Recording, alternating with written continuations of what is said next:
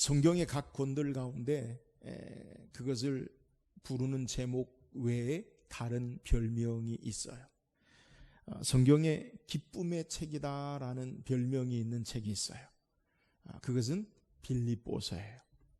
빌립보서는 아이러니컬하게 바울이 로마 감옥에 투옥되어서 빌립보 교회 성도들을 향해 위로와 권면으로 쓴 편지인데, 그 내용에 보면 기뻐하라 기뻐하라 기뻐하라 기뻐하라 1장에서 4장까지 이 기뻐하라라는 내용을 계속함으로 이 빌립보서를 기쁨의 책이다라고 다른 별명으로 우리에게 불리기도 해요. 성경에 또 다른 별명으로 불리는 책이 있어요. 이 소망의 책으로 우리에게 성경이 소개되고 있는 책이 있어요. 그것이 무엇이냐면 오늘 우리가 살펴볼 베드로전서, 베드로후서가 바로 소망의 책이다라고 그렇게 별명을 가진 책의 내용이기도 해요. 베드로전서, 베드로후서는 사도 베드로가 1세기 중후반, 그러니까 정확하게 성경학자들은 주후 63년경에 이 베드로전서를 기록했다라고 그렇게 이야기하고 있는데, 이 1세기 중후반, 정확히 이야기하면 이 로마의 황제들로 말미암아 기독교가 박해가 시작되어지기 시작하는 그 시점에서 이 베드로전서가 우리에게 기록되어졌어요. 그래서 이 베드로전서는 기독교가 여러 조직적인 로마 당국의 박해와 고난, 순교의 자리에 이르는 그러한 어려움 가운데서 하나님의 위로와 소망을 전하는 메시지가 바로 베드로전서, 베드로후서의 내용이에요. 주 64년 로마의 황제 네로는 로마에 불을 지르고 그 불을 지른 책임을 기독교인들에게 돌리고 누명을 씌워서 기독교인들을 로마에서 추방해버려요. 그러니까 조직적인 박해가 이 네로 황제부터 시작해서 로마의 10대 박해, 주 313년 콘스탄틴 대제가 기독교를 공인하는 시기까지 기독교는 계속되는 박해와 고난과 어려움을 겪어요. 여러 가지 이 기독교인들이 왜 이렇게 어려움을 겪었느냐, 성경학자들은 그 이유를 세 가지 정도로 드는데, 먼저는 성찬 예식을 오해해서 그들이 모일 때마다 몸으로 피를 나눈다. 그러니까 성찬 예식에 예수 그리스도의 몸으로 상징하는 떡을 나누고 예수님의 피로 상징되는 잔을 나눌 때에 이것은 너희를 위하는 내 몸이니 이것을 너희를 위하는 내 피니라고 말씀하신 것을 오해해서 기독교인들은 사람을 잡아먹는 그러한 자들이다, 이런 오해로 말미암아 기독교가 박해되기도 하고, 또 이 1세기 중후반에서 3세기 초까지 기독교가 공인되기까지 주로 박해되는 이유는 기독교인들이 이 로마 사회에서 각 도시마다 섬기는 신들, 이방신들, 그들의 신전의 제의식에 참여하지 아니하고 거부함으로 말미암아 이 공동체 생활에서 소외되는 그러한 모습으로 박해와 고난을 당하기도 하고, 또 이 기독교가 박해되는 이유 가운데 한 가지는 무엇이냐면 로마의 황제를 주와 신으로 부르지 아니하고 여호와 하나님만 참된 신으로 섬기는 그것으로 말미암아 이 기독교가 박해와 고난과 어려움을 당했어요. 베드로 사도는 주 63년경, 그러니까 로마의 네로 황제가 로마에다 불을 지르고 조직적으로 기독교인을 박해하고 추방하기 바로 1년 전부터 이 박해가 시작되는 그때에 우리가 하나님의 백성으로 이 고난과 역경의 삶의 모습 가운데 어떻게 믿음으로 승리하는 삶을 살 수 있는지 격려하고 위로하고 소망을 주는 말씀으로 기록하고 있는 것이 바로 베드로전서, 베드로후서예요. 그러니까 기독교에 대해서 적대적이에요. 호의적이지 않아요. 고난을 주고 박해를 당해요. 이러한 삶의 어려움 가운데 세상으로부터, 적대적인 세상으로부터 어떻게 우리가 살아야 하는가? 그래서 이런 질문에 대한 바른 신앙의 답을 주고 있는 내용이 바로 이 베드로전서에 우리에게 기록하고 있는 내용이에요. 저는 말씀을 통해서 오늘을 사는 저와 여러분, 예배하는 것이 마치 범죄하는 것처럼 오해되어지는 현실 가운데, 아니에요. 기독교의 본질은 예배예요. 핵심이 예배예요. 놓칠 수 없는 거예요. 세상이 기독교를 통제하고 억압할 수 없어요. 세상을 이끌어 나가는 것이 바로 우리의 모습이에요. 여러 가지 어려움 가운데, 적대적인 모습 가운데 저와 여러분이 이 혼란과 어려운 시련 가운데 어떻게 하나님의 백성으로 신앙해야 하는지 말씀을 통해 묻고 지혜를 구하고 은혜를 나누는 귀한 시간 되기를 주의 이름으로 축원합니다. 오늘 함께 읽은 본문 내용, 먼저 베드로 사도는 우리가 읽은 3절에서 5절까지 하나님의 자녀, 그리스도인, 우리가 누구인가라는 것을 소개하고, 그리고 6절에서 길게는 12절까지 하나님의 백성으로, 그리스도인으로 우리는 어떻게 살아야 하는가라는 것을 우리에게 소개해요. 여러분, 우리가 혼란스러운 삶의 모습 가운데 내가 어떻게 살아야 하는가라는 것을 알기 위해서는 내가 누구인가라는 것을 바르게 이해하고 깨달아야 돼. 나의 정체성, 내가 누구인지를 알면 내가 어떻게 사는가의 삶의 모습이 우리에게 되어진다라는 거예요. 오늘 내가 누구인지를 사도 베드로는 하나님의 자녀가, 예수 믿는 자들이 누구인가, 이것을 우리에게 성경에서 소개하고, 그러면 하나님의 자녀로 우리는 이 세상에 어떻게 살아야 하는가라는 것을 우리에게 말씀하고 있는 거예요. 우리가 잘 아는, 어렸을 때도 읽어보고 우리가 잘 아는 마크 트웨인의 왕자와 거지라는 소설이 있어요. 어린 아이들에게 동화책으로도 이렇게 나오는데, 이 왕자의 거지에 보면 에드워드 왕자가 왕궁에서 자기와 똑같은 태어난 연도와 날을 가진 톰이라는 거지를 만나지요. 궁정 앞에서 이 병사들에게 폭행당하고 맞는 이 톰이라는 거지를 불쌍히 여겨서 왕자인 에드워드가 그를 왕궁에 불러들여요. 그리고 좋은 음식을 먹이고 그와 함께 이야기하다가 재미로, 호기심으로 어떤 일을 합니까? 옷을 바꿔 입죠. 그러니까 거의 태어난 날과 태어난 연도가 똑같고 거의 얼굴 생김새가 비슷한데, 이 에드워드 왕자와 톰 캔디라는 이 거지가 옷을 바꿔 입지요.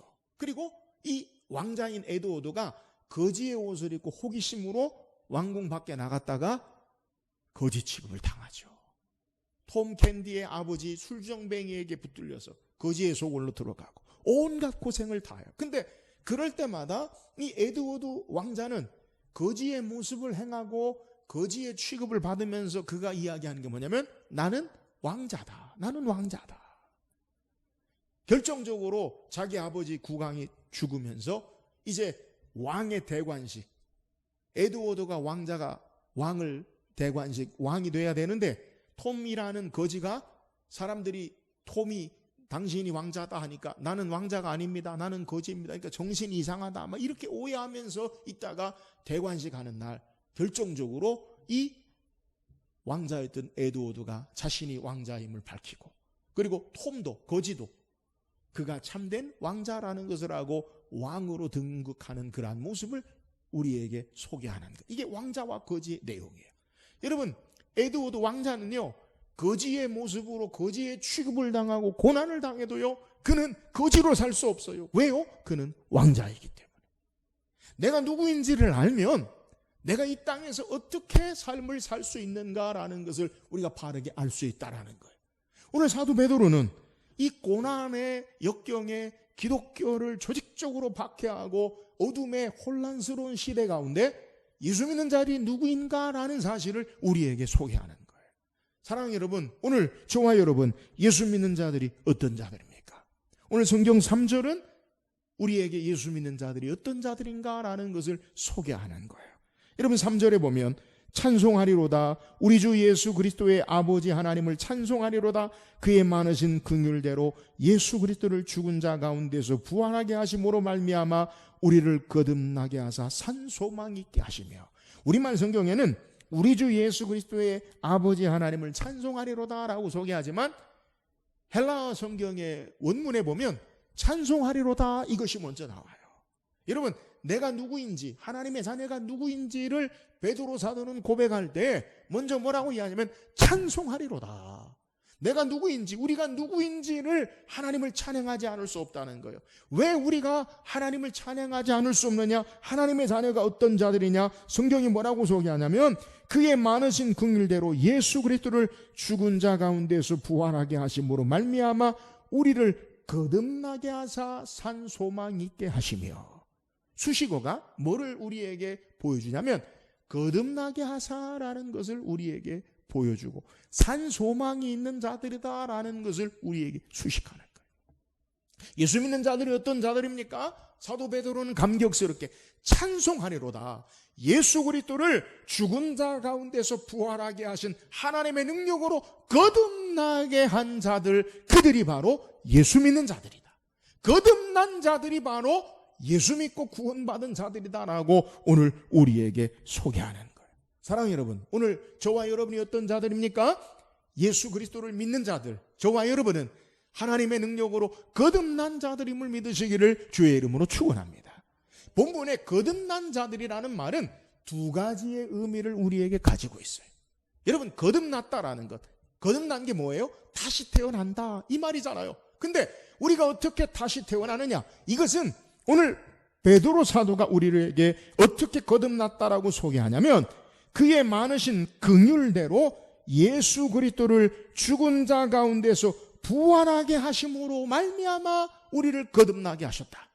예수 그리스도를 죽은 자 가운데서 다시 살리신 하나님의 능력이 우리도 거듭나게 하셨다라는 의미를 가지고 있어요.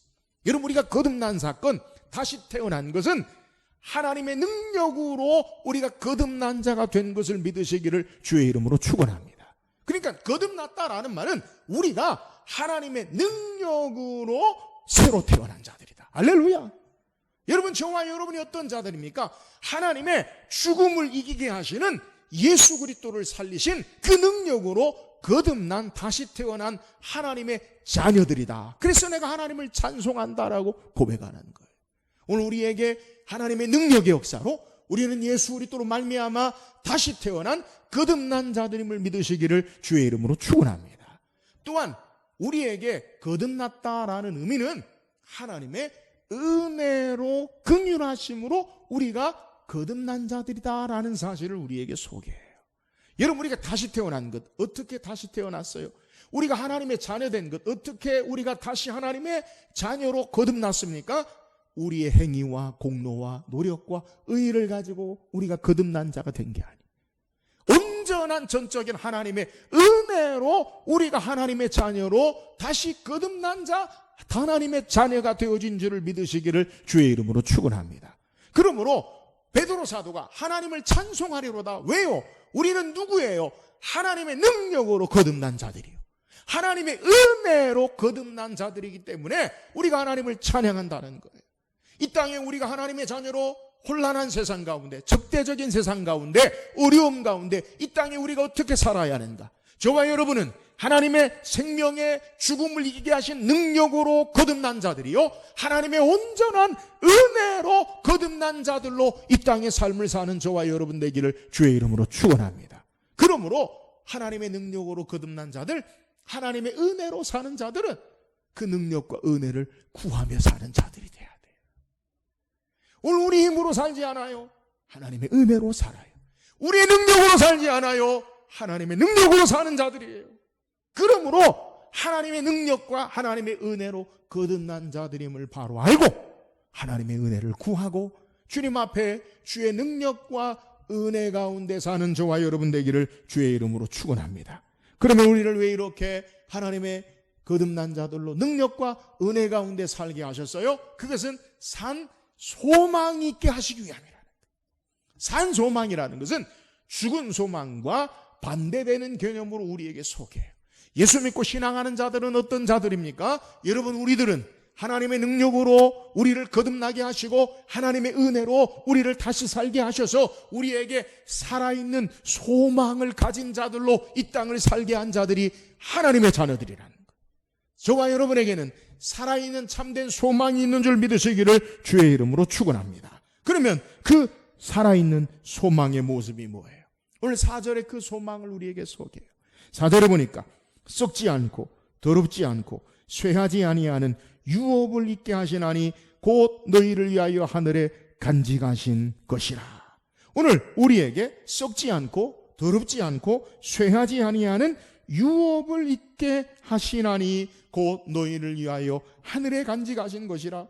여러분, 참된 소망이 무엇이냐? 하늘에 유업을 가진 자들이다라는 거예요. 오늘 하나님의 자녀들이 어떤 자들이냐? 하늘에 유업을 가진 자들. 근데 그 유업은 참된 소망의 유업이요, 썩지 않고 더럽지 않고 쇠하지 아니하는 유업을 가진 자들이라는 거예요. 오늘 본문에 우리가 주목할 것은 이 유업이라는 의미를 좀 생각해 봐야 돼요. 여러분, 이 유업의 의미가 뭐냐? 헬라어에 이 유업이라는 말 다른 의미로 해석하면 기업이라고 그렇게 해석할 수 있어요. 근데 이 유업, 기업이라는 말을 성경에서 어떻게 사용하고 있느냐? 헬라어에 이 베드로 전서에 기록하고 있는 유업, 70인역 헬라어로, 구약 성경에 헬라어로 쓰여진 70인역에 이 유업, 기업이라고 쓰여진 사용된 뜻을 살피면 주로 어떤 때 사용하느냐? 이 유업이라는 말은 하나님께서 이스라엘 백성 전체에게 주시는 땅을 상징할 때 이 유업이라는 말을 써요. 또 하나님께서 약속하신 대로 이스라엘 백성 각 지파에게 나눠줄 때, 땅을 분배할 때 이 기업이라는 말을 써요. 그러니까 이 유업, 기업이라는 말을 성경에 사용한 내용을 보면 하나님이 약속하신 땅의 의미를 가지고 있다는 거예요. 여러분, 하나님이 약속하신 땅, 그게 뭐예요? 하나님이 아브라함을 부르실 때부터 너는 너의 고향 친척 아버지 집을 떠나 내가 내게 지시하는 땅으로 가라. 하나님이 약속했다. 그 약속의 땅이 이삭에게, 야곱에게, 그 약속의 땅이 모세에게, 그리고 여호수아에 의해서 하나님께서 이스라엘 백성에게 기업을, 유업을, 땅을 주었어요. 여러분, 그걸 상징하는 거예요. 그런데 여러분, 그 땅이 어떻게 되었어요? 이스라엘 백성이 하나님 섬기지 아니하고 말씀에 불순종함으로 이방의 세력에 의해서 그 땅을 빼앗겼어요. 그 땅을 잃어버렸어요. 그 땅이 더럽혀졌어요. 성전이 무너지고 그 성전에 하나님을 예배하는 그곳에 우상이 섬겨지고 더럽혀졌어요. 그리고 예루살렘이 황무해졌어요. 그것을 다 잃어버렸어요. 그것이 이스라엘 백성이 하나님께로 약속받았던 유업이었어요. 그런데 예수 믿고 신앙하는 자들에게도 동일한 유업이 있는데, 그 유업은 이 땅에 없어지고 빼앗기고 더럽혀지고 그리고 이 땅에 사라진 그 유업이 아니라 하늘에 간직한 참된 영원한 유업이 우리에게 있음을 우리에게 소개하는 거예요. 여러분, 예수 믿는 자들이 어떤 자들이냐? 하나님의 자녀들이 어떤 자들이냐? 예수 그리스도로 말미암아 구원받은 자들에게 주신 유업은 이스라엘 백성처럼 이 땅에 없어지는, 더럽혀진, 그리고 잃어버린 그러한 쇠하지 않는 유업으로 사망에 의하여 썩지 아니하고 죄로 말미암아 더럽혀지지 아니하고 세월과 시간에 의해서 손상되지 아니하는 참된 하늘의 유업을 가진 자들이 바로 예수 믿고 신앙하는 자들이라는 거예요. 사랑하는 여러분, 오늘 우리의 유업이 하나님 나라의 하늘에 썩지 않고 더럽혀지지 않고 빼앗기지 아니하고 영원히 쇠하지 않는 참된 유업을 가진 자들임을 믿으시기를 주의 이름으로 축원합니다. 땅의 유업과 비교할 수 없는 하늘에 간직하고 계신 참된 유업을 가진 자들이 저와 여러분이라는 거예요. 우리가 이 땅에 어떻게 살아야 하느냐? 세상에 없어질 것. 여러분, 세상에 돈이나 명예나 권력이나 다 지나가고 없어져요. 그렇잖아요? 제가 지지난주에 텔레비전 언뜻 봤는데 탤런트 가운데 유명한 탤런트가 아버지로부터 165억 재산을 받았다가 다 탕진해버리고 그리고 지금 어떤 지인에 의해서 원룸에 사는 그러한 모습을 봤어요. 그가 말하기를 자기는 미국에서 4,000평 되는 그러한 땅의 집에서 살았다는 거예요. 지금은요, 아무것도 없어요. 여러분, 세상의 것은 사라지고 쇠하고 없어져요. 이 땅에 하나님이 우리에게 약속한 것, 그것은 이 땅의 것이 아니라 영원히 썩지 않고 더럽혀지지 않고 쇠하지 아니하는 참된 유업, 기업을 이을 자들, 그것이 저와 여러분임을 믿으시기를 주의 이름으로 축원합니다. 우리 하나님의 유업을 얻을 자의 하늘에 참된 산 소망을 가진 자가 하나님의 자녀라는 거예요. 우리가 이 땅을 어떻게 살아야 하느냐? 세상의 것들로 말미암아 우리의 마음이 흔들리고 불안하고 염려하고 조급하고 낙심하지 말라라는 거예요. 여러분, 지금 우리가 사는 현실의 삶, 코로나19로 전 세계가 2차 세계대전 이후에 최고의 위험이라고 그렇게 이야기해요.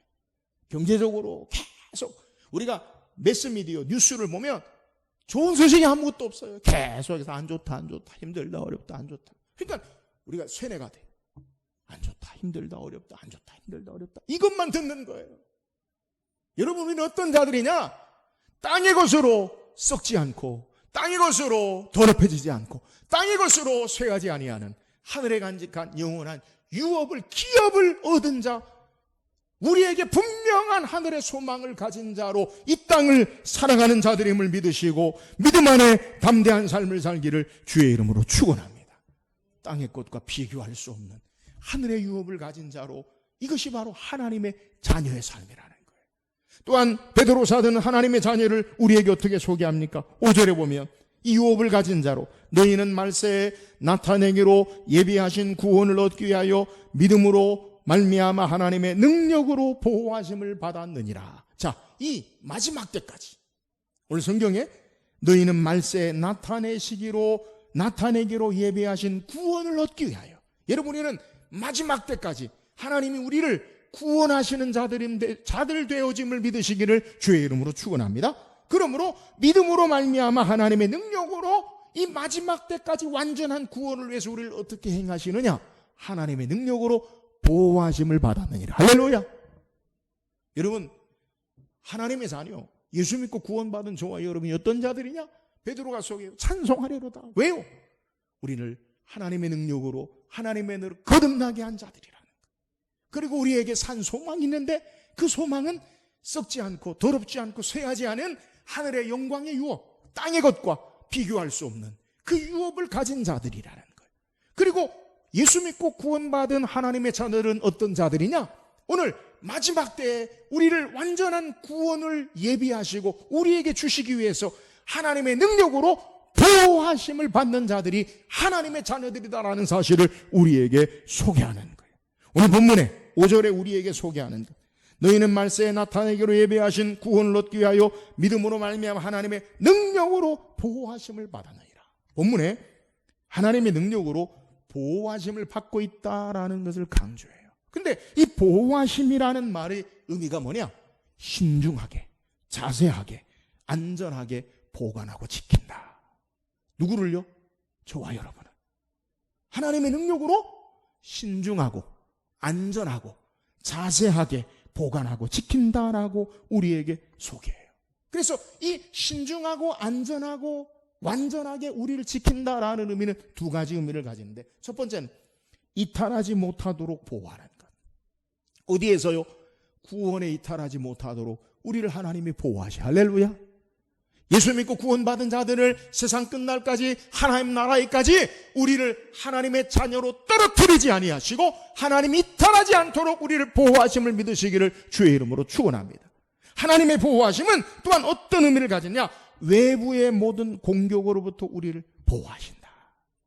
사랑하는 여러분, 오늘 마지막 구원의 날에 이르기까지 하나님의 능력으로 우리를 구원에서 멀어지지 않고 떨어지지 않고 이탈하지 아니하도록 하나님의 능력으로 우리를 붙잡으시고 보호하시고 우리를 외부의 모든 공격으로부터 우리를 지키시고 보호하시는 능력의 하나님 되심을 믿으시기를 주의 이름으로 축원합니다. 하늘의 영광의 유업을 받도록, 하늘의 영광의 유업의 구원에 이탈하지 못하도록 우리를 보호하시고 외부의 여러 환난과 공격의 위험으로부터, 사탄의 공격으로부터 우리를 보호하시는 하나님 되심을 우리에게 소개. 근데 이 보호하신다라는 말을 단어에 보면 동사가 분사형으로 계속해서 보호하신다라는 거예요. 우리를 이 땅에 살아가는 동안에 구원에 이탈하지 아니하도록 계속해서 날마다 보호하시고 우리를 하나님의 완전한 구원의 은혜와 능력 가운데 외부의 대적으로부터 우리를 계속해서 지키시고 보호하시는 하나님 되심을 우리에게 소개하는 거예요. 오늘 예배할 때 저는 여러분에게 시편 121편 5절에서 8절까지를 여러분에게 읽어드렸어요. 뭐예요? 여호와는 너를 지키시느니라. 여호와께서 내 오른쪽에서 내 그늘이 되시나니 낮의 해가 너를 상하게 하지 아니하며 밤의 달도 너를 해치지 아니하리로다. 여호와께서 너를 지켜 모든 환난을 면하게 하시며 또 내 영혼을 지키시리로다. 여호와께서 너의 출입을 지금부터 영원히 지키시리로다. 할렐루야. 하나님이 우리를요 계속해서 언제까지요? 마지막 예배하신 구원에 이르기까지 우리를 구원해서 떨어지지 아니하도록 지키시고 우리를 사탄의 외부의 공격으로부터 계속해서 우리를 지키시는 것, 이것이 바로 하나님의 자녀들인 줄 믿으시기를 주의 이름으로 축원합니다. 이게 바로 예수 믿고 구원받은 자들이라는 거예요. 여러분, 우리는 지금 환난의 어려운 시대에 살고 있어요. 여러분, 이 시대에 우리가 어떻게 살아야 돼요? 내가 누구인지를 알면 어떤 삶을 살 수 있는지를 사도 베드로가 우리에게 소개하는 거예요. 저와 여러분이 어떤 자들이에요? 하나님의 능력으로 우리는 거듭난 자들이에요. 우리는 하나님의 은혜로 거듭난 자들이에요. 왜요? 우리에게 산 소망, 하늘의 유업을 갖게 하기 위한 삶의 소망이 있는 자들. 썩지 않고 쇠하지 않고 더럽혀지지 않는, 세상 것과 비교할 수 없는 하늘의 영광의 기업을 얻을 자로 하나님이 우리를 하나님의 자녀되게 하시고, 이 유업을 마지막 때의 구원에 이르기까지 분명하게 우리에게 주시기 위해서 우리를 능력 가운데 보호하셔요. 구원에 이탈하지 아니하도록 우리의 모든 삶 가운데 하나님께서 외부의 세력으로 계속해서 지키도록 보호하시니가 바로 이 삶을 사는 자들이 바로 하나님의 자녀들이요, 예수 믿고 신앙하는 자들이라는 거예요. 사랑하는 여러분, 오늘 우리의 정체성이 뭐예요? 하나님의 자녀가 뭐예요? 예수 믿고 신앙하는 자들이 어떤 모습이에요? 세상을 살아가는 동안에 저와 여러분이 기억할 것은 우리는 하나님께로부터 난 자들이에요.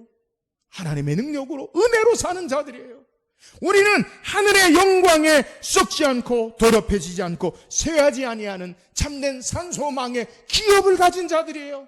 저와 여러분은 하나님의 능력으로 우리를 계속해서 보호하시고 참된 구원을 이루게 하는 자들이다라는 사실을 우리에게 소개하는 거예요. 이 은혜를 알고 이 땅에 담대한 신앙의 삶을 살 수 있기를 주의 이름으로 축원합니다. 그러면 우리의 삶이 달라져야 되죠. 우리의 삶이 달라져야 돼요. 여러분, 어떻게 달라집니까? 오늘 6절에 우리에게 뭐라고 소개하면, 그러므로 너희가 이제 여러 가지 시험으로 말미암아 잠깐 근심하게 되지 않을 수 없으나 오히려 크게 기뻐하는도다. 여러분, 우리는 어떤 삶을 사느냐? 이 땅에서 잠깐 근심하지 않을 수 없어요. 현실의 삶은 근심의 삶이 있지요. 두려운 삶이 있지요. 걱정의 삶이 있죠. 그런데 그 두려움과 걱정에 사는 삶이 아니라 오히려 크게 기뻐하는도다. 기쁨의 삶을 사는 자들임을 우리에게 소개하는 거예요. 여러분, 기억하세요. 우리가 예수 믿고 구원받았다고 고난이나 역경이나 어려움이 없는 삶을 사는 게 아니에요. 동일하게 우리도 고난을 받아요. 하나님 우리에게 편안함을 약속한 것이 아니라 평안함을 우리에게 주시는 분이심을 우리는 깨달아야 돼요. 삶의 편안함으로 우리가 오해함으로 말미암아 하나님이 완히 계신 것처럼 하나님을 신뢰하지 못하는 삶이 아니에요. 하나님 우리에게 편안함이 아니라 평안함을 주시는 분이심을 믿으시기를 주의 이름으로 축원합니다. 우리에게도 동일하게 고난이 있어요. 우리에게도 동일하게 어려움이 있어요. 우리에게도 동일하게 환난이 있어요. 그러나 그 가운데 우리 주님이 함께 하셨어요. 이 땅의 삶에 평안함으로 승리하는 삶, 마지막 때까지 우리를 지키시고 보호하심을 믿으시기를 주의 이름으로 축원합니다. 우리에게 여러 가지 시험이 있어요. 물질적인 어려움이 있을 수 있어요. 건강의 어려움이 있을 수 있어요. 삶에 여러 가지 고난이 있을 수 있어요. 시련의 종류가 다양해요. 그러나 그러한 시험과 시련에 어떻게 살아야 되느냐? 오히려 크게 기뻐하는도다. 여러분, 일반적인 시련이나 고난에 반응하는 것과 전혀 다른 삶을 우리에게 요구하셔요. 시련이나 고난 당하는데 하나님의 자녀들은 어떻게 살으라고요? 기뻐하며 살으라고요. 오늘 본문 가운데 기쁨이라는 것은 보통 기쁨이 아니라 성경에 나오는 단어로 가장 큰 기쁨을, 최고의 기쁨을 우리에게 소개해요. 성경이 사용하는 이 기쁨은 세상이 알지 못하는, 세상이 구하지 못하는 깊고 참된 영적인 기쁨을 우리에게 소개해요. 우리의 당하는 어떤 사건이나 조건이나 환경 때문이 아니라 모든 사건을 초월하시고 다스리시는 하나님으로 말미암은 기쁨을 우리에게 소개하는 거예요. 그러므로 이 세상의 고난과 시험 가운데서도 하나님으로 말미암아 기뻐하며 신앙하는 삶, 이것이 바로 하나님의 자녀의 모습임을 우리에게 소개하는 거예요. 사랑하는 여러분, 오늘 이 삶의 고난과 어려움 가운데서 사도 베드로가 하나님의 자녀로 우리를 어떻게 살기를 원하시느냐, 하나님 우리를, 저와 여러분을 어떻게 살기를 원하시느냐, 하나님이 주시는 참된 하늘의 소망과 하나님의 은혜와 능력의 보호하심 앞에 이 기쁨을 잃지 않고 신앙하는 저와 여러분 되기를 주의 이름으로 축원합니다. 두려워하지 말고 담대하게 주께서 우리와 함께 하심을 믿고 이 땅의 삶에, 날마다의 삶에 어떻게 살아야 되느냐, 하나님의 능력으로 사는 자들인 걸 알고, 여러분 내 힘으로 사는 자들이 아니에요. 하나님의 능력으로 사는 자들이에요. 은혜로 사는 자들이에요. 그래서 주 앞에 엎드려야 돼요.